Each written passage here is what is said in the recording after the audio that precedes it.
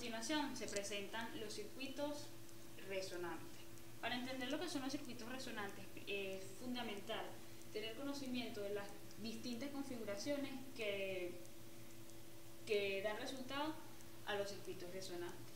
Está la configuración RC, compuesta por un resistor y un capacitor, alimentado por un voltaje de corriente alterna.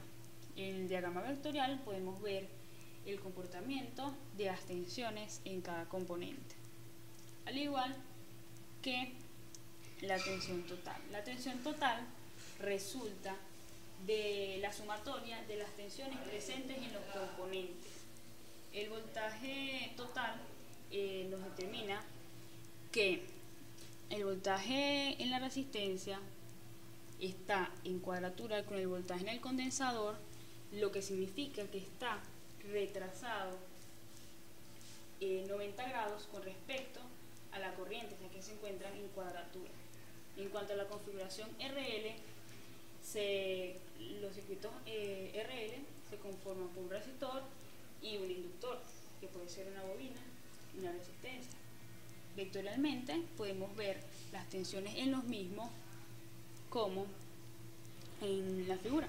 Está la tensión en el inductor, que está adelantada 90 grados con respecto a la tensión en el resistor. La tensión en el resistor a su vez está en fase con la corriente. El voltaje total resulta de la sumatoria vectorial de las tensiones presentes en los componentes, que son el resistor y el inductor. Por último, se logra obtener lo que es un circuito con configuración RLC, los cuales su sigla significa resistor, inductor y condensador. En un diagrama vectorial podemos ver la dirección que toman las tensiones en esos componentes. Tenemos voltaje en el resistor en fase con la corriente, el voltaje en el inductor adelantado con respecto al voltaje en el resistor 90 grados y el voltaje en el capacitor adelantado con respecto al voltaje en el resistor retrasado 90 grados. Es importante también tomar en cuenta que la tensión total en un circuito RLC, si es adelantado o atrasado, va a estar determinado por el valor de sus reactancias. La reactancia inductiva, si es mayor a la capacitiva, el voltaje total adelantado con respecto, el voltaje total estará adelantado con respecto a la corriente. Cuando la reactancia capacitiva sea mayor a la reactancia inductiva, el voltaje total estará retrasado con respecto a la corriente. Mientras que si ambas reactancias se igualan, es decir, tienen el mismo valor, se dice que están en fase con la corriente en cuanto a las tensiones. El circuito RLC puede ser de dos tipos de configuración, en serie y en paralelo. En el diagrama se puede ver que la configuración en serie están todos los componentes en serie, conectados a su vez a una fuente de tensión AC, mientras que cuando están en paralelo, el capacitor y el inductor están en paralelo con respecto conectados al resistor. Otro de los parámetros importantes en los circuitos de RLC es la frecuencia de resonancia. La frecuencia de resonancia resulta por la igualación o la igualdad que tengan la reactancia inductiva y la reactancia capacitiva. Cuando ambas reactancias son iguales, se nota que las tensiones que atraviesan dichos componentes están en fase con la corriente, y cuando estos están en fase con la corriente, se está en presencia de la frecuencia de resonancia, que viene dada matemáticamente por la ecuación frecuencia angular igual a 2pi por f igual a 1 entre la raíz del inductor por el capacitor. El comportamiento de los circuitos RLC en serie. Cuando se habla de un circuito RLC en serie, es cuando están estos componentes conectados en serie con una fuente de alimentación, que en este caso es una señal senoidal, por lo que se observa en su ecuación. En el diagrama vectorial podemos tener las tensiones de cada componente y su sumatoria total arrojó el siguiente diagrama. El voltaje total está en un desfase con respecto a la corriente. El vector de la tensión total queda de la siguiente forma: V sub 0 igual a la raíz cuadrada del voltaje del resistor al cuadrado más el voltaje en el inductor menos el voltaje en el capacitor elevado al cuadrado. Esto es igual a la corriente I sub 0 por la raíz cuadrada de R al cuadrado más la frecuencia angular del inductor menos 1 entre W, entre frecuencia angular del condensador, todo eso elevado al cuadrado, encerrado en la raíz.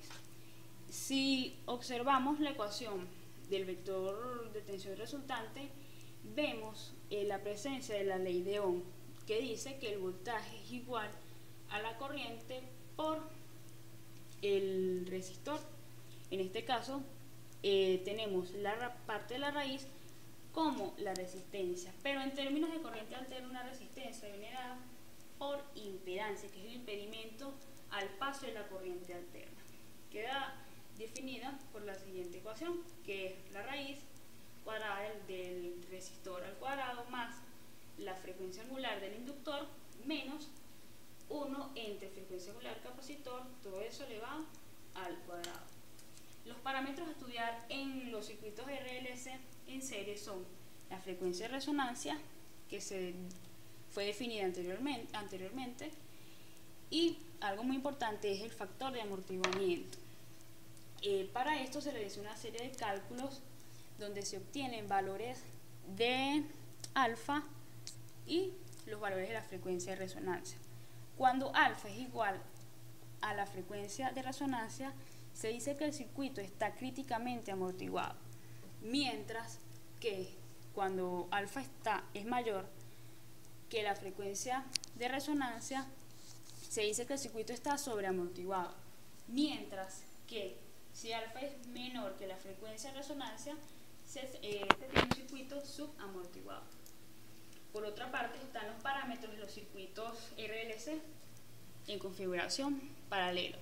En este caso se tienen ecuaciones fundamentales que están dadas por una parte real y una parte imaginaria. Si notamos, tenemos la raíz cuadrada de alfa al cuadrado menos la frecuencia de resonancia elevada al cuadrado igual a la componente imaginaria de la raíz cuadrada de la frecuencia de resonancia al cuadrado menos alfa al cuadrado.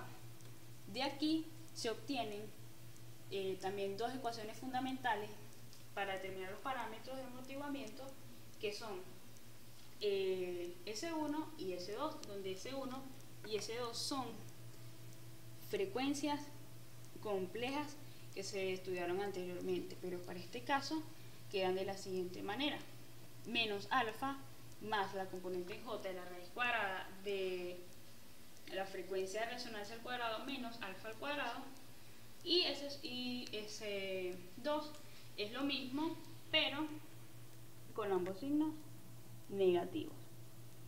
Para alfa igual a frecuencia de resonancia es igual a un circuito críticamente amortiguado, donde S1 y S2 son iguales y reales. Por ser reales, no se obtiene una respuesta oscilatoria. Una respuesta oscilatoria se obtiene cuando se tienen S1 y S2 que sean complejas o con números imaginarios. Mientras que si alfa es mayor que la frecuencia de resonancia, se tiene un circuito sobreamortiguado. En este caso, S1 y S2 son distintos y reales, y no se obtiene una respuesta oscilatoria. Aunque sean distintos, siguen siendo reales, por lo que no se obtiene una respuesta oscilatoria o variante. Por último, está, si alfa es menor que la frecuencia de resonancia, se tiene un circuito subamortiguado, donde S1 y S2 son complejos, y al ser complejos se obtiene una respuesta oscilatoria. Para finalizar, es importante recordar lo que es un amortiguamiento, ya que se mencionó este término en reiteradas ocasiones, el amortiguamiento no es más que una protección que tiene el circuito a las variaciones de corriente, ya que cuando se trabaja en corriente alterna, la corriente varía y las tensiones pueden venir de manera muy brusca al circuito y puede que no lo soporte. Para eso se utilizan amortiguadores que pueden ser de tipo RC, RL o en su defecto RLC.